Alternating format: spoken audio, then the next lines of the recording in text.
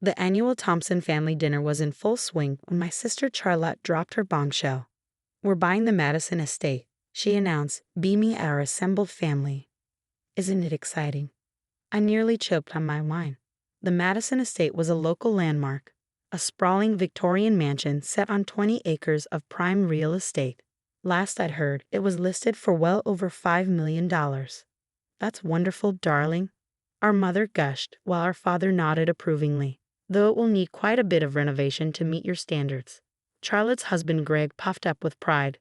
"We've already got the architects drawing up plans. Indoor pool, home theater, the works. It's going to be perfect for entertaining."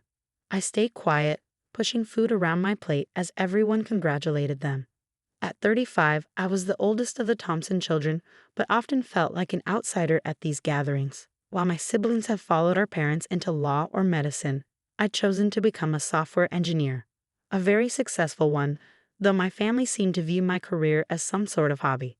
"Of course," Charlotte continued, her eyes finding mine across the table, "we'll need some help with the down payment. The renovations alone will cost a small fortune." And there it was. I'd been waiting for the real reason behind this elaborate announcement at a family dinner. "Rebecca," my mother turned to me with that familiar expectant look. "You've done so well with your little computer business. Surely you can help your sister achieve her dreams."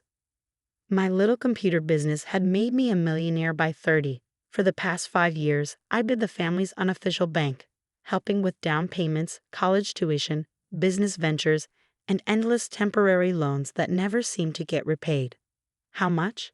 I asked, though I already knew it would be substantial. $2 million, Charlotte said smoothly, "plus maybe another million for the renovations. But it's an investment, really. Property like this only appreciates." The table fell silent, all eyes on me. I could feel the weight of their expectations, their assumption that of course I would agree. After all, I always had before.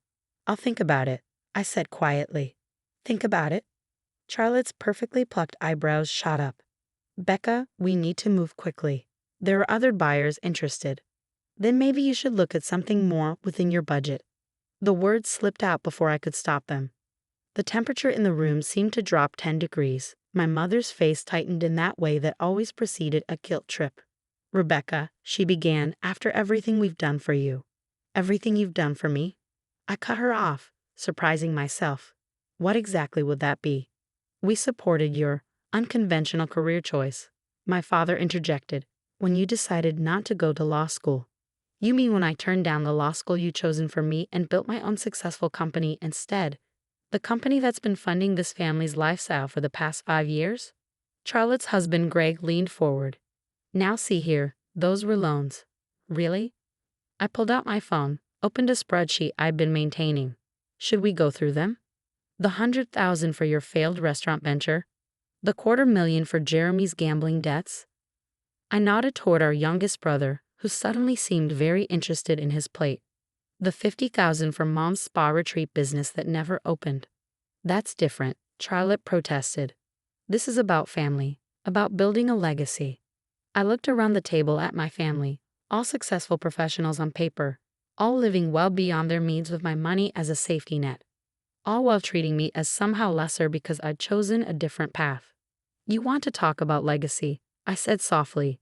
"Let's talk about how none of those loans were ever repaid. About how every time I ask about repayment, I'm told that family doesn't keep score. About how I'm the family disappointment except when someone needs money." "You're being dramatic," my mother sighed. "This is what family does. We help each other." "No, this is what I do. I help everyone else while being treated like an ATM with hurt feelings." I stood up, my chair scraping against the hardwood floor. The noise seemed to echo in a sudden silence. "Rebecca, sit down," my father commanded, using his courtroom voice. "We're not finished discussing this." "Actually, we are." I grabbed my purse, started toward the door. "I have an early meeting tomorrow." "This is exactly why you're still single," Charlotte called after me. So dramatic, so self-centered. No wonder. I slammed the door on the rest of her sentence. Driving home to my downtown apartment, I thought about the other reason I'd been reluctant to attend tonight's dinner. The certified letter I'd received yesterday sat unopened on my kitchen counter, though I knew what it contained. I'd spent the past 6 months working with my lawyers and financial advisors, carefully documenting every loan my family had taken. The total was staggering.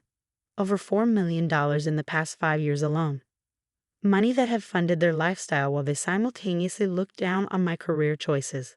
The letter contained official notice that I was calling in all the loans. Every penny, with interest, due within 30 days. My lawyers had assured me the documents were ironclad.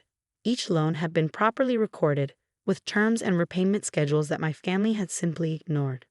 But that wasn't all. There was another document, one that would make Charlotte's dream home impossible even if she somehow found another source of funding. I'd bought the Madison Estate last week. The realtor's call had come right after Charlotte's text about the important family announcement at dinner. The price had been steep, but sometimes karma needed a little help. My phone started buzzing as I parked in my building's garage. First Charlotte, then my mother, finally my father. I ignored them all, taking the elevator to my penthouse apartment. Oscar, my Maine Coon cat, greeted me with his usual regal indifference. I scratched behind his ears, kicked off my heels, and opened the letter. Everything was in order. Tomorrow morning, my family would each receive their own certified letters, detailing exactly how much they owed and the consequences of non-payment. They would also learn about the Madison Estate's new owner. But that wasn't even the best part. I opened my laptop, pulled up the plans I'd been working on with a different set of architects. The Madison Estate wouldn't be becoming another wealthy family's showcase home. It was about to become the city's newest children's hospital. I'd already signed the paperwork donating the property and pledging an additional $3 million for the construction. The public announcement was scheduled for next week, complete with a press conference and local media coverage. My phone buzzed again. A text from Charlotte. "We need to talk about this right now.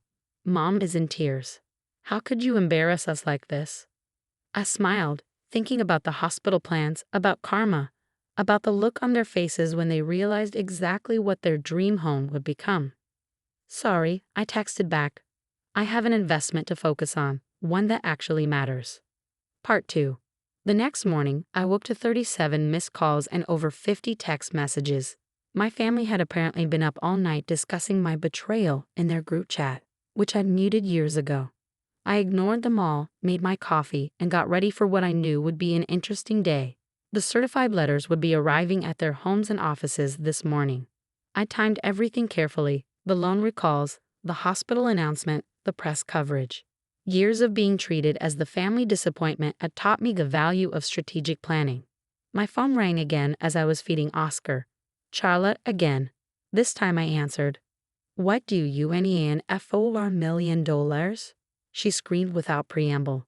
"Have you lost your mind?" "Good morning to you too," I replied calmly. "I see you got your letter."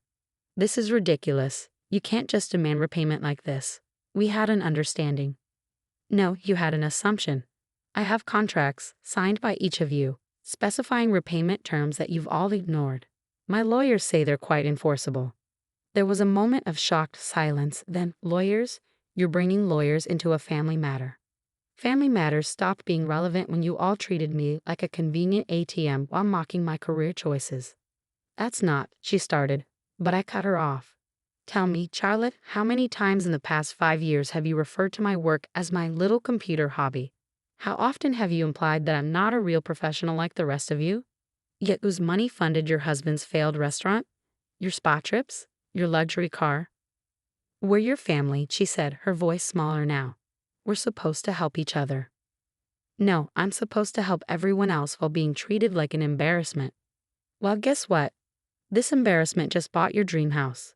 Another shocked silence. "What?" "The Madison Estate.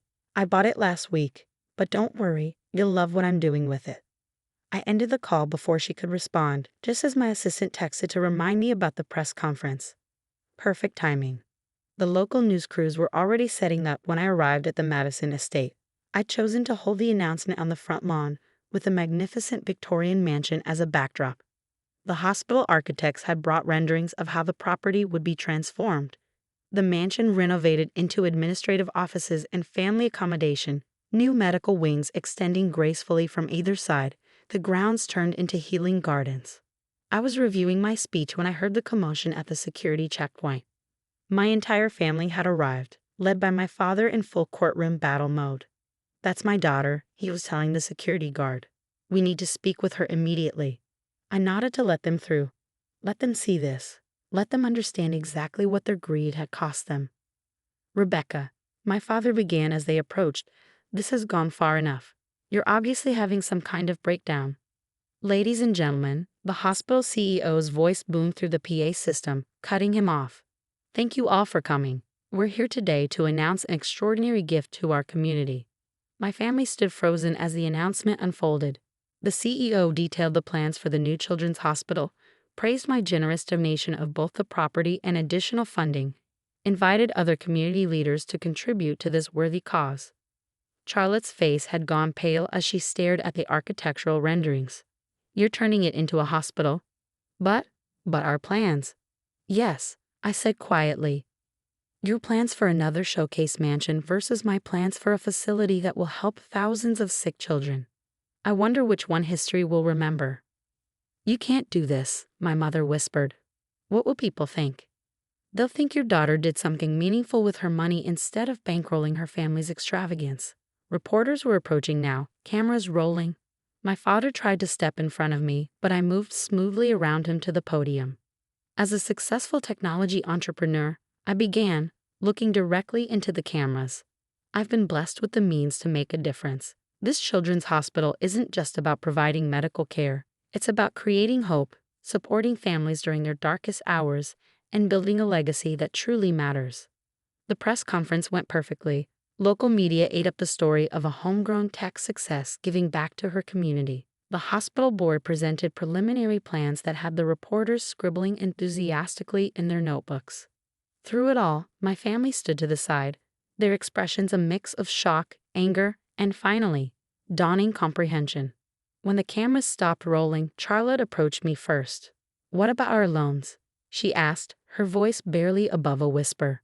They're due in 30 days, as the letter states. I suggest you all start liquidating assets. But that's impossible.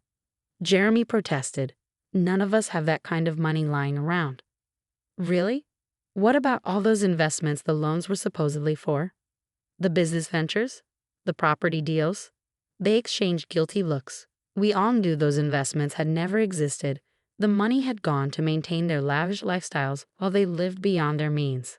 I'll give you an alternative, I said, watching their faces light up with hope.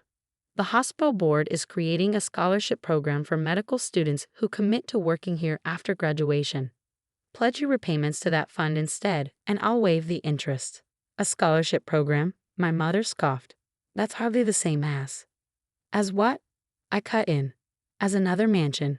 Another failed business. This way, your debt actually helps people instead of enabling more waste. My father studied me with new eyes. You've thought this through.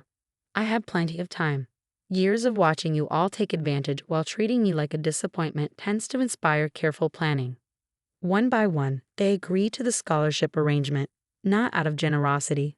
We all knew that. But because it was their only viable option. My lawyers had made sure the loan documents were ironclad, and none of them could afford the repayments otherwise. The local paper ran a glowing story about the hospital project the next day.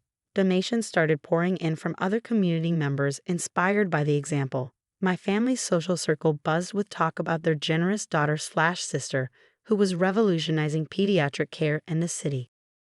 Charlotte called a week later, her voice lacking its usual imperial tone. The contractors you recommended for the hospital, she said hesitantly. Do they ever need software systems? Greg's restaurant equipment is being auctioned next week, and we need to find new revenue streams. I smiled, remembering all the times she dismissed my tech career. Send me your proposal. If it's good, I'll pass it along. Thank you, she said quietly. And Rebecca, I'm sorry, we all are. We just got so used to treating me like an ATM while pretending I was a failure. Yes, she swallowed audibly. Seeing you up there, announcing the hospital. You're not who we thought you were. No, I agreed. I'm who I always was. You just never bothered to notice. The hospital project broke ground 3 months later. My family attended the ceremony, not in the front row as they would have once assumed, but mixed in with the other community supporters. I saw them wince when the hospital board chairman praised my business acumen and technical innovations that had made my success possible. The scholarship program, funded by their repayments, would support 5 medical students in its first year. The press loved that detail, 3 generations of future doctors enabled by one family's generosity. They didn't need to know it was generosity enforced by legal documents and karmic justice. A year later, I stood in what had once been the Madison Estate's grand ballroom, now transformed into a state-of-the-art pediatric treatment center. Children's artwork decorated the walls that Charlotte had planned to adorn with expensive wallpaper. The grounds where Greg had envisioned his putting green now held healing gardens where young patients could feel the sun on their faces. My phone buzzed. A text from Charlotte. Her software company, started with the restaurant auction money and my contractor introductions, had just landed its first major client. "Thank you," she wrote, "for everything. Even the hard lessons. I thought about karma, about legacies, about the difference between having money and doing something meaningful with it. About family ties that had to break before they could be rebuilt into something healthier." "You're welcome," I texted back. Some investments pay off in ways we never expect. Standing there in the hospital that had once been someone's dream mansion, I realized that sometimes the best revenge isn't about hurting those who hurt you. Sometimes it's about building something so undeniably good that they're forced to recognize their own pettiness in its shadow.